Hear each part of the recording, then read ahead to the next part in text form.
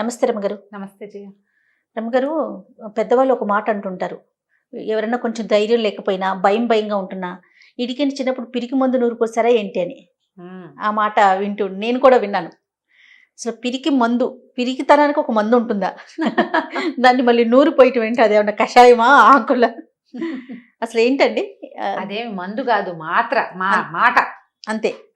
ఎంత నీ వల్ల కాదు, నీ చేత కాదు, నువ్వేం చేయలేవు, చేస్తే ఏమైపోతుందో తెలుసా, అలా మాట్లాడగా ఏమవుతుంది, మెల్లిగా నూరటం అంటే ఏం చేయ, ఇట్లా అనేది కాదు కదా.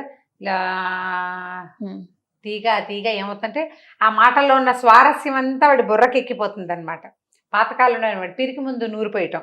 నీ వల్ల కాదు, నువ్వు చేయలేవు, అనవసరంగా దిగపోక, పడిపోతావేమో, అలా మాట్లాడి నిజానికి సిచ్యువేషన్ వచ్చేసరికల్లా వాడికి ఇవన్నీ గుర్తొస్తుంటాయి. అసలు చేయలేరు. దాని మీద ఒక సరదా కథ ఉంది.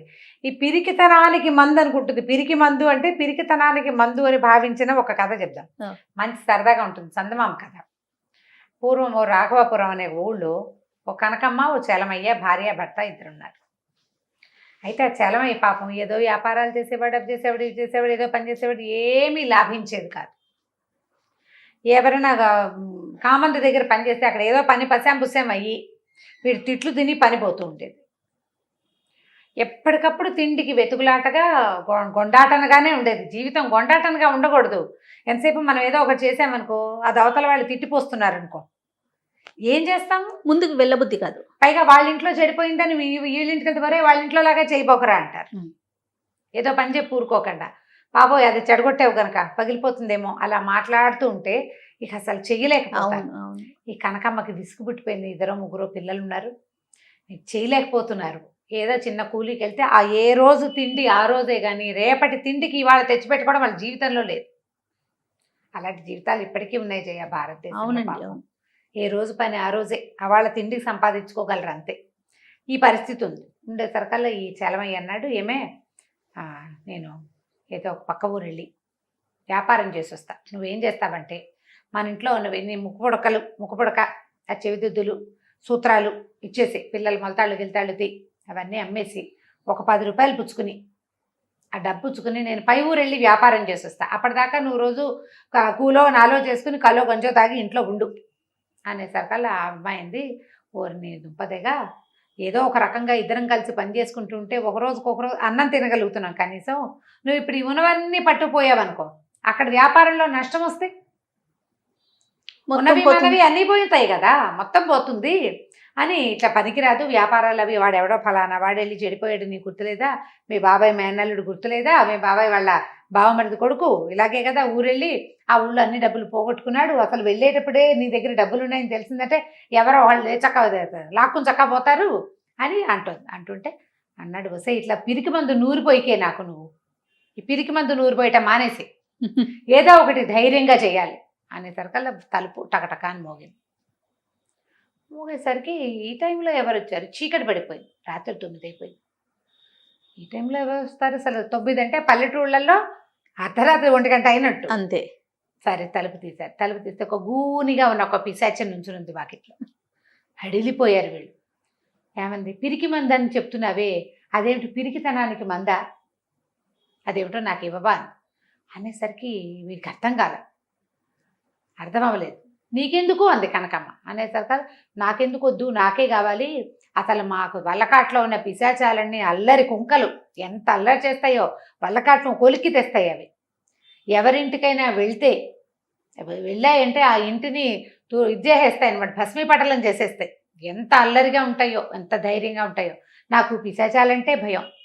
మనుషుల దగ్గరికి వెళ్తే కాళ్ళు వణికిపోతాయి. పిశాచాలకిట నాకు చచ్చే భయం. నేనేమీ చేయలేకపోతున్నా, నేనేం చేయలేను. ఎప్పుడూ ఆ చెట్టు పుచ్చుకుని ఆ చెట్టు మీద పడి వెళ్ళాడమే, వాటితో వెళ్ళలేను, మనుషుల దగ్గరికి రాలేను, సరదా తీరదు నాకు. ఏం చేయాలన్నా నాకు భయం వేస్తుంది. నువ్వేదో పిరికి మంది అన్నావు, ఆ మంది ఏదో నాకు కాస్త పోస్తే నేను కొంచెం ధైర్యంగా ఉంటానండి అనేసరికల్లా వీడు చెప్పబోయాడు చలమయ్య. ఇప్పుడు ఏం చేస్తుంది, కళ్ళతో సైజ్ చేసింది, నోరు మూసుకొని ఉండు ఇప్పుడే వస్తానని లోపలికి వెళ్ళింది. కాస్త అటు ఇటు చూస్తే వీడికి ఏం కనిపించినాయి?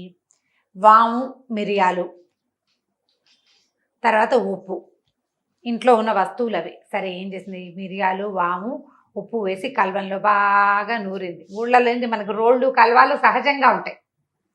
కల్వ అంటే తెలుసు కదా, ఇట్లా ఉంటుంది, మందులు నూరేది. అవునండి. దాంతో ఇలా నూరాలి, ఇట్లా ఇలా చేస్తారు. దంచేది కాకుండా గుండ్రాయిలాగా అంత పొడుగ్గా ఉంటుంది, దాన్ని ఏమో దీంట్లో నూరుతారు. సరే నూరి ఒక గ్లాసులో తీసుకొచ్చి ఇదిగో పిరికి మందనిచ్చింది. అంతకుముందు గూనిగా ఇలా ఉన్న పిశాచం కొంచెం లేచింది, బాగా ధైర్యం ఒక రవ్వ. అది మందు కదా, అదేలేండి, మందు వేసుకుంటే వచ్చేది ధైర్యం అని చెప్పాక ఈ మందు వేసుకున్నాక ఈ కనకమ్మ ఏం చెప్పిందంటే, అసలు ఈ మందుకి ఎంత శక్తి ఉందో తెలుసా, మా ముత్తాత వాళ్ళ తాత అంతకుముందు పల్లెటూరులో ఉండేవాడు. ఈ మందు తాగేకే మా వంశానుచానంగా వస్తోంది మందు. ఈ మందు తాగేకే ఆయన రాజుగారి సైన్యంలో పెద్ద సైన్యాధికారి అయిపోయాడు. రాజుగారి సైన్యాధికారి ఇప్పుడు ఉన్నాడు చూసావా, అసలు వాళ్ళ ఆ అబ్బాయికి అంత విద్య రావడానికి కారణం మా ముత్తాత వాళ్ళ తాతయ్య కారణం. ఇప్పుడున్నాం ఆయనకి, ఆయనదే అక్కడ పెద్ద స్కూల్ ఉంది, మహాప్రతాపశాలి మహాశౌర్యశాలి. ఈ మందు వల్లే అవన్నీ వచ్చినాయని గంట సేపు చెప్పింది. ఆ పిశాచం అవన్నీ విన్నది. నేను వెళ్ళిపోతూ ఏం చేసింది, గాల్లో నుంచి ఇట్లా తీసి ఒక డబ్బుల మూట చేతులు పెట్టి, ఈ డబ్బుల మూట పడంగానే ఈ కనకమ్మంది, ఇది ఒక్క డోసు కాదు 3 రోజులు వేసుకోవాలి అని చెప్పి. అంటే 3 రోజులు 3 మూటలు వస్తాయి కదా. సరే పిశాచం ఏం చేసింది, ఈ పిశాచము నల్ల కాకిలాగా మారితే గుడ్లగూబలాగా మారి అరుచుకుంటూ బయటకు వెళ్ళిపోయింది. అంతకుముందు దానికి గుడ్లగూబలా మారడాలు అవి వచ్చు, కానీ అది మారలా, భయం దానికి. ధైర్యం వచ్చింది కదా, ఇప్పుడు ఫలానా ఈ మందు తాగడం వల్ల ఫలానా ఆయన ఎవరో సైన్యాధ్యక్షుడు అయిపోయాడు అంటే మనం కూడా అయిపోతాం. అంతకుముందు వంగిపోయి ఇట్లా ఉన్నది, కొంచెం పర్వాలేదు, ఒక మాదిరిగా నుంచుట్టు ఉందన్నమాట. సరే 2వ రోజు వచ్చింది. వీళ్ళు ఏమనుకున్నారు, డబ్బుల మూట కొంచెం బరువుగానే ఉంది, బోల్ డబ్బులు అనుకున్నారు. మర్నాడు పొద్దున్న పప్పులు సామాన్లు తెచ్చేసుకుని మర్నాడు సాయంకాలం మళ్ళీ వచ్చింది గూని పిశాచం. అంత గూనిగా లేదు, కొంచెం గూనిగా ఉంది. సరే ఈవిడేం చేసింది, అసలు రాజులు వాళ్ళ వంశచరిత్రలు, ప్రతి రాజుగారి అబ్బాయిలకి ఎట్లా ఈ మందు నూరిపోస్తారు, పిరికితనం ఎలా పటాపంచలైపోతుంది మొత్తం చెప్పింది. మొత్తం ఒక 2 గంటల సేపు బాగా అర్థమయ్యేలా చెప్పింది. మళ్ళీ మందు నూరి గ్లాసులో పోసి ఇచ్చింది. ఆ పిశాచం తాగేసింది. ఈసారి అలా ఉన్నది ఇంకా కొంచెం స్ట్రైట్గా అయింది. ఇప్పుడు మళ్ళీ కూడా గాల్లో నుంచి ఒక 100 నాణ్యాలు ఉన్న మూట తీసి కనకమ్మ చేతిలో పెట్టి ఈసారి పెద్ద నల్ల బిల్లిగా మారి పరిగెత్తుకుంటూ వెళ్ళిపోయింది అక్కడి నుంచి. మొదట చిన్న గుట్లగొబ్బగా మారింది, ఇప్పుడు పిల్లిగా మారింది. సరే 3వ రోజు మళ్ళీ వచ్చేసరికల్లా సరే ఇది బాగా ఈవిడ వర్ణించి చెప్పింది. నువ్వు నాకేం చెప్పక్కర్లేదు, నేను చాలా చేశాను ఈ 2 రోజుల్లో, నా సరదా తీరే రోజు వచ్చింది. గట్టిగా మాట్లాడింది అనమాట. పిశాచానికి గూన్ లేదు, స్ట్రైట్గా నిలబడి ఉంది అది. సరే ఈవిడ మళ్ళీ మందు నూరింది, ఆ మందు చేతిలో పెడితే వెళ్తా అని వెళ్ళిపోబోతుంటే కనకమంది, అదేంటి 2 రోజులు 2 మూటలు ఇచ్చావు, ఇవాళ మూట ఇవ్వవా అనగానే, నువ్వు నన్నే మూట అడుగుతావా, నీకు ఇంత శక్తి అని పెద్ద రాబందులాగా మారి ఇంత పొడుగున 4 జాపి గాల్లో ఇంచి తను ఆల్రెడీ వాళ్ళకి ఇచ్చిన 2 మూటలు లాగేసుకుని ఒకటే పరుగు వెళ్ళిపోయింది.